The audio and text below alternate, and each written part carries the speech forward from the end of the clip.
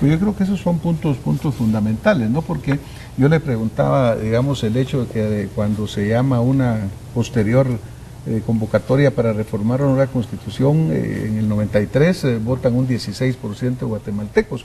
Y hoy si le preguntamos nosotros al guatemalteco en general, hay apatía. Es que mire también, primero, la primera consulta de Ramiro de León Carpio fue una consulta sobre exclusivamente sistemas de nominación de Corte Suprema, Corte Constitucional, etcétera, etcétera. No hay nada de fondo y malos cambios a mi juicio. Y lo segundo es el producto de los llamados acuerdos de paz, que para mí es una aberración jurídica, que no levantó tampoco ese sentimiento en Guatemala, porque siento que el guatemalteco no es tonto en absoluto, el guatemalteco tiene una intuición grandísima, y el guatemalteco sabía las razones por las cuales estaba siendo convocado. El guatemalteco supo que para esta constitución estaba siendo convocado para elegir a las personas que iban a hacer una constitución. Claro. No cambios. Claro. Ahora, por ejemplo, yo pienso que la apatía para ese tipo de eventos electorales, para una reforma, se da porque sinceramente no hemos encontrado, creo, los guatemaltecos un verdadero fundamento, una verdadera razón para una reforma de fondo. Especialmente porque también la propia Constitución se ha ido evolucionando, se ha ido desarrollando, y eso lo hace precisamente los tribunales constitucionales, o sea, darle vida a lo que dice. No podemos obviar que la situación social del país, económica y de toda índole, es distinta a 1985 hoy. Claro. Sin embargo, las normas que contiene la Constitución no pierden ese espíritu, esa vida. Y precisamente, ¿por qué? Porque tiene los principios, los valores, tiene todos los derechos humanos relacionados, tiene su parte orgánica, y entre ellas las instituciones que precisamente deben dar vida a todos estos ideales. La Corte de Constitucionalidad, a través de sus fallos, ha dado interpretaciones que no las hizo de esa forma en años anteriores. Por ejemplo, la elección del Contralor General de Cuentas. Dice ahí que tiene que ser con la participación del Colegio de Auditores. Ahora ya no hay un colegio, hay dos.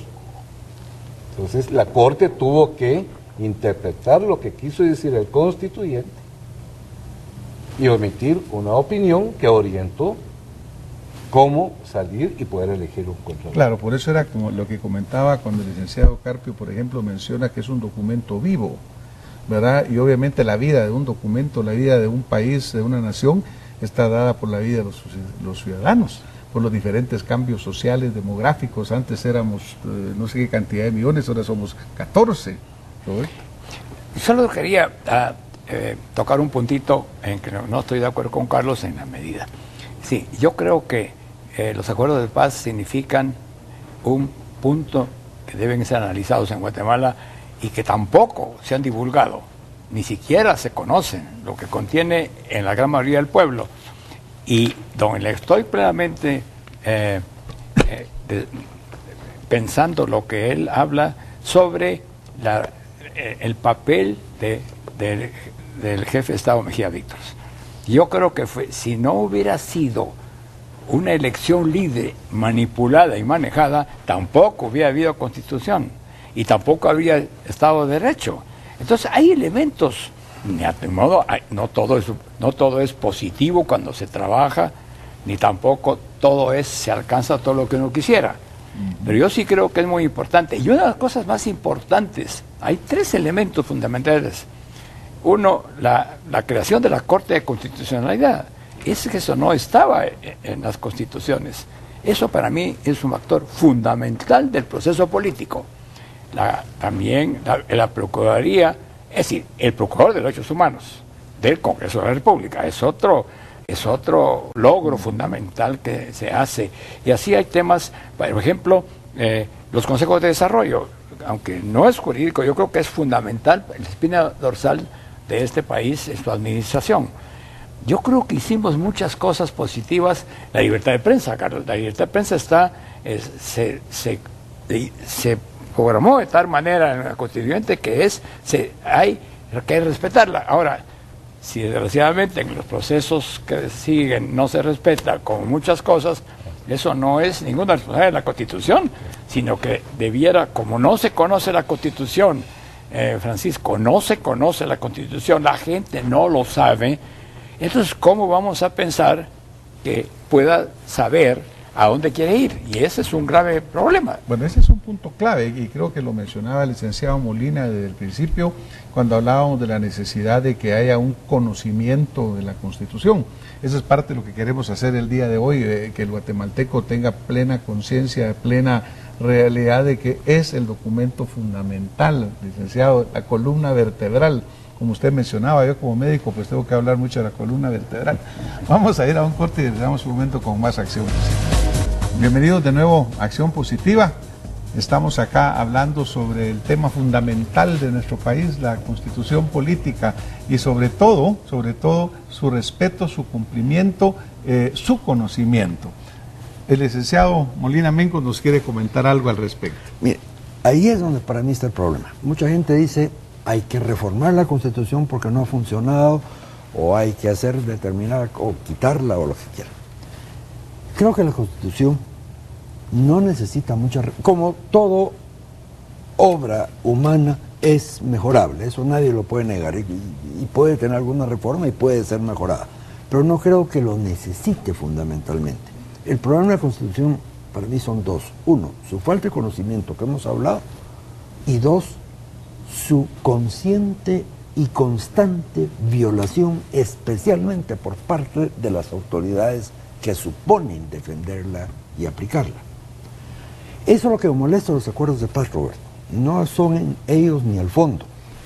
No puede haber un acuerdo suscrito entre un gobierno que no está facultado para hacerlo porque pretendía modificar la Constitución en 11 puntos, con un ente que jurídicamente era inexistente y cuyo único fundamento era la violencia.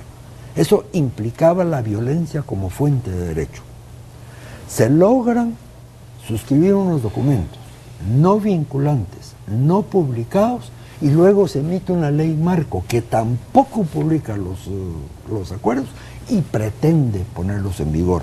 Todo ello en violación de la Constitución Política de la República. Roberto, eso es un golpe de Estado contra la Constitución Política de la República.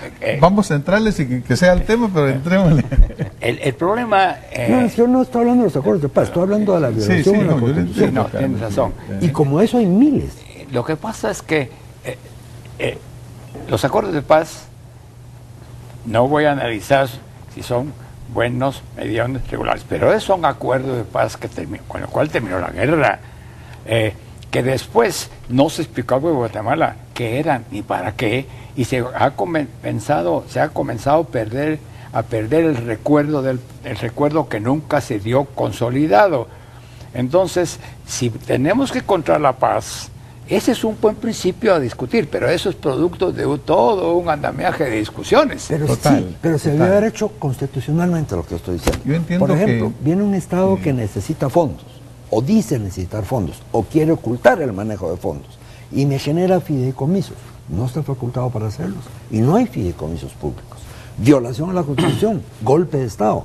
Tenemos una serie de golpes de Estado institucionales que no hemos parado, bueno, y se ha mantenido y los hemos aceptado. Mira, Carlitos, yo creo que esos temas, en este momento, lo que tratamos de celebrar la Constitución. Sí, pero yo creo que nos da una buena oportunidad, Roberto, en el sentido de que lo que mencionaba el licenciado Molina, aquí no vamos a resolver todos estos temas, es imposible, pero obviamente existe esas interpretaciones, que era lo que usted mencionaba del papel de la Corte de Constitucionalidad, que es interpretativa y aplicativa, ¿no?